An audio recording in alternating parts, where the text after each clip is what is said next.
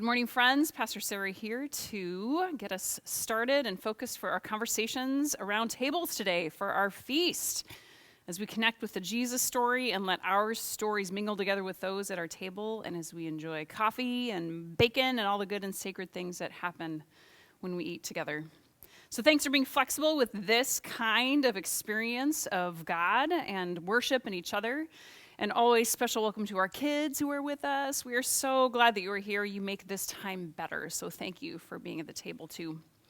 So as we find ourselves in the midst of our Love is a Verb series, our Salt House Core Practices sermon series this fall, we intentionally made time last Sunday and this Sunday to practice love. Love as a verb. So last Sunday, if you were here, you know that we tipped our hats to Reformation Sunday, acknowledging that part of the theological water that we just swim in all the time here at Salt House is Lutheran theology. So we're influenced by the work of Martin Luther. And so Pastor Ryan unpacked a piece of this theology, the counterintuitive way of seeing everything, what is called the theology of the cross.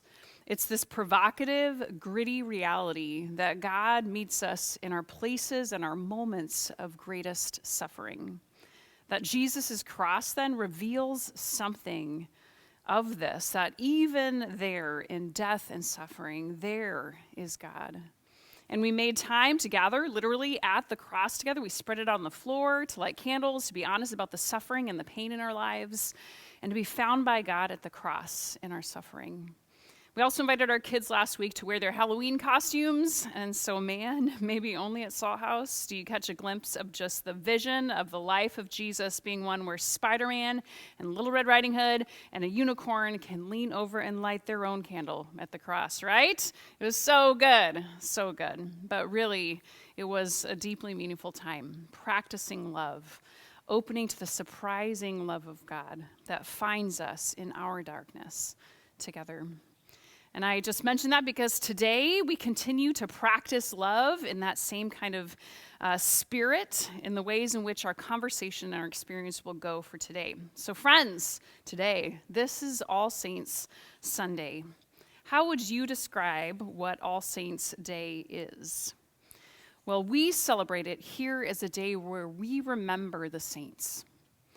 And when we use this word saints, it isn't just people who have officially received some kind of title or acknowledgement or accomplishment, the saints. But when we say saints, it's also a very personal label that we get to ascribe to those who have formed us, who have shaped our character, who have influenced our faith, who have somehow shown us what love and life can be.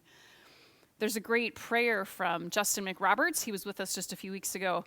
It's in his latest book on the Lord's Prayer, and he has this quote, and it's accompanied by the artwork of Scott Erickson. So it's this picture, and Justin says this: "May I be surrounded by loved ones to remind me who I am when I forget. I will forget." Again, he says, "May I be surrounded by loved ones who remind me who I am when I forget. I will forget." And I love this image from Scott Erickson that goes with it. So the saints in our lives are like this picture, like these words here. They are those who remind us, who relight in us the fire of who we are, our saints. Which, yes, can absolutely include folks like St. Paul or St. Teresa of Calcutta, Maya Angelou, Mary Oliver.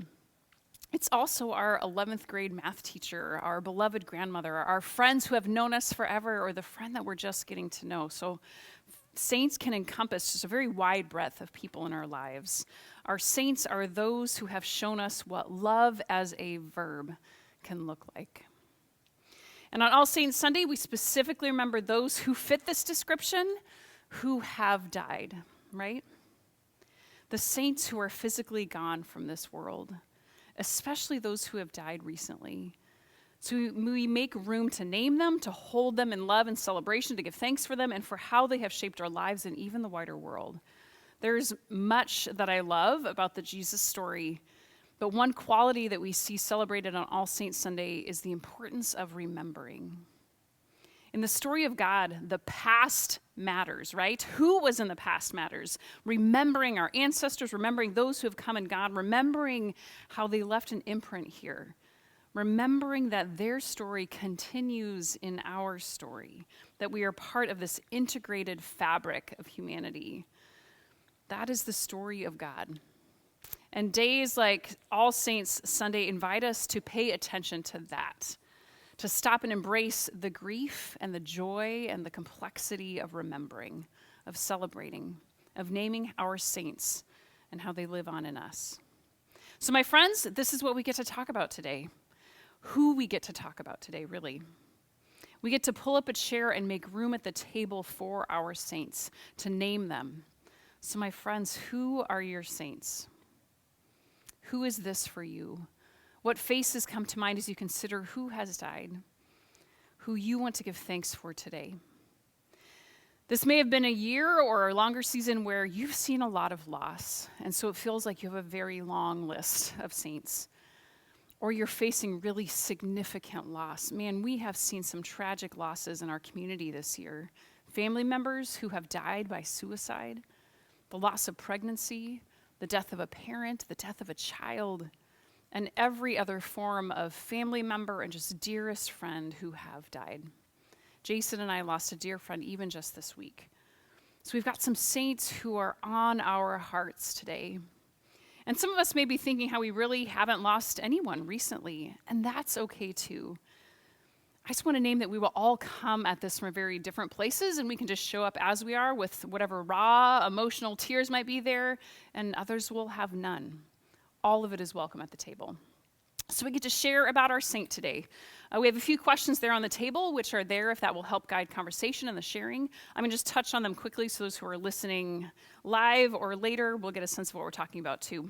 So the questions are, first, to name just the saints who are on our heart today, whether that's one or a few folks. Feel free to pass also if you don't have anyone, that's fine. Then choose one of your saints to share more deeply about. So who were they to you? What's their relationship to you? And tell us about them. A succinct way to do that is using the two questions that are there. First, just, what were they like? What are words that would describe them to someone if you're trying to just get to know them or, just capture that picture of them. So who were they? What were they like? And then second, just share briefly just one thing that you learned from them or a favorite memory that you have with them. And it can be anything that's coming up for you, from something really practical to the ridiculous, to great wisdom and formation that they have offered for you. So whatever that might be. So who they were, what they were like, and then what is one memory or learning that you have from them. And finally, let your table know if you brought food today or a picture or something to kind of commemorate them, your connection to that saint. You can share that too. So parents, this is a unique conversation. Find ways to involve your children in them. Do know, too, this might be the kind of conversation to finish up later at home around your own table. So just kind of hold that in whatever way you need to.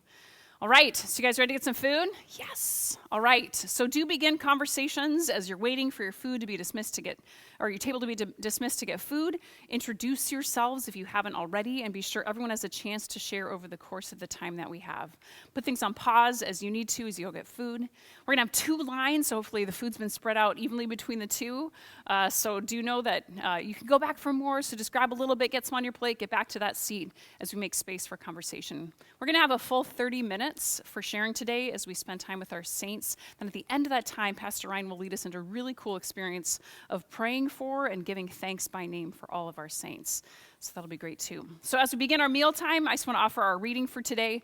This is from the Apostle Paul's letter to the Ephesians, and we hear it just in such a deep sense of our connectedness, of how through God there is this unity that transcends all things. And also that deep sense of remembering. So that's kind of all in this text. How our lives and love are built upon the foundation of the lives and love of so many saints who have gone before us. So we let ourselves be carried into this text, and then I'll pray, okay? So I invite you to just, as you're sitting there, close your eyes, roll your shoulders back, feel your buns sitting in this chair, feel your feet grounded here on this floor. I invite you just taking a good breath and let it out as you're able, as we hear Ephesians 2:17-20. Jesus came and proclaimed peace to us who were far off and peace to us who were near. For through Jesus, both of us have access in one spirit to our God. So then we are no longer strangers and aliens, but we are citizens with the saints and also members of the household of God, built upon the foundation of the apostles and prophets, with Christ Jesus himself as the cornerstone. God, we stop and say thank you for our saints, those whom we have loved and who have loved us and who have loved this world in ways that have formed us. We acknowledge the tension that we hold now of both great love and great grief, naming that this can be hard work to speak in this way as we miss our dear ones, even as we give thanks and celebrate them too. So be with us, open us up to the tenderness of this time as we speak of and hear about our saints. And may this food, these words that are spoken, and the love that is embodied, may all of it fuel and feed us as we practice love in our remembering together. And everybody said, amen.